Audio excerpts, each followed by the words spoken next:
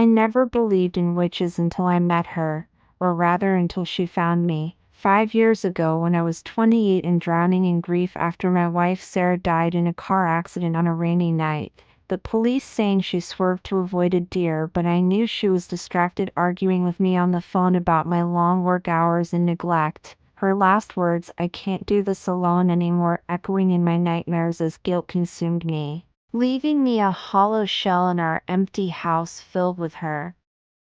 perfume and unsent anniversary cards.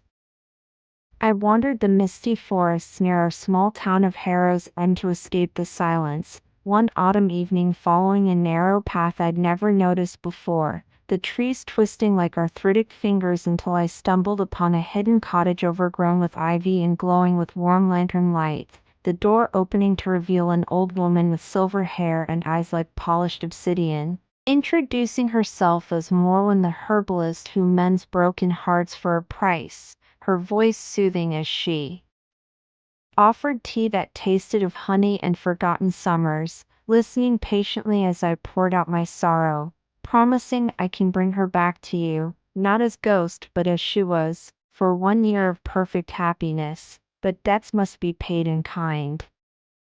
Desperation blinded me. I agreed without asking the cost, signing a parchment with my blood from a pricked finger as she chanted in a language that made the flames dance wildly. And that night as I returned home, Sarah waited in our bed, alive and smiling as if the accident never happened, her embrace warm and real. The year that followed, a dream of renewed love, laughter filling the house again, weekends in the woods, plans for children we never had, the emotion overwhelming as I fell in love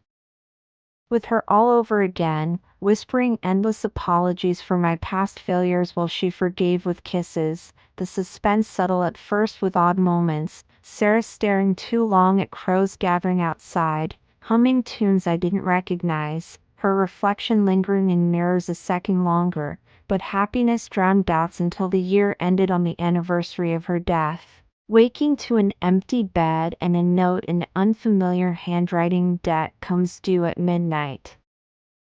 Panic set in as midnight approached, the house growing colder, windows frosting despite the summer heat, Sarah's voice calling from the woods, "Come to me, love," leading me back to Morwen's cottage where the witch waited with Sarah bound in vines, her eyes terrified as Morwen explained the price. "I borrowed her soul from death's grasp for your year, now I take yours in exchange to feed my immortality, for witches live on stolen time." The horror crashing as Sarah begged me to run, revealing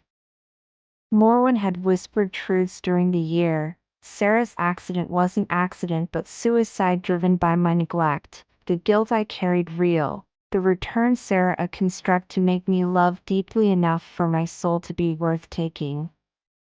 Suspense peaked as Morwen chanted, vines creeping toward me, Sarah's form fading as the borrowed time expired, but emotion surged. I confessed everything to Sarah, my failures as husband, my selfishness, begging her true forgiveness, and in that moment of raw truth Sarah's eyes softened with real love, whispering, "I forgave you long ago," before using her fading strength to break a vine, stabbing Morwen with a hidden silver knife from the cottage altar, the witch screaming as centuries of stolen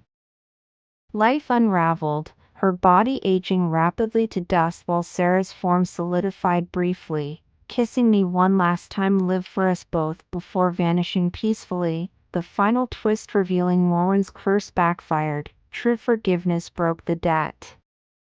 cycle, freeing Sarah's soul to rest and mine to live with the weight lifted. Though every autumn the woods whisper her name on the wind, a reminder that love's debt is paid not in years but in honest hearts, and sometimes witches lose when humans find redemption in the darkest bargains.